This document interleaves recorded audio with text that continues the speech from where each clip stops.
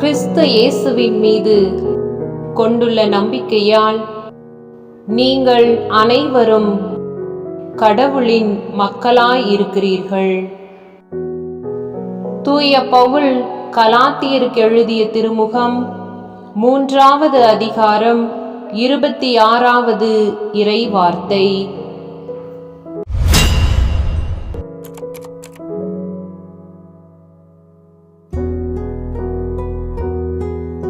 கிறிஸ்து இயேசுவின் மீது கொண்டுள்ள நம்பிக்கையால் நீங்கள் அனைவரும் கடவுளின் மக்களாயிருக்கிறீர்கள். தூய பவுல் கலாத்தியருக்கு எழுதிய திருமுகம் 3வது அதிகாரம் 26வது இறை வார்த்தை.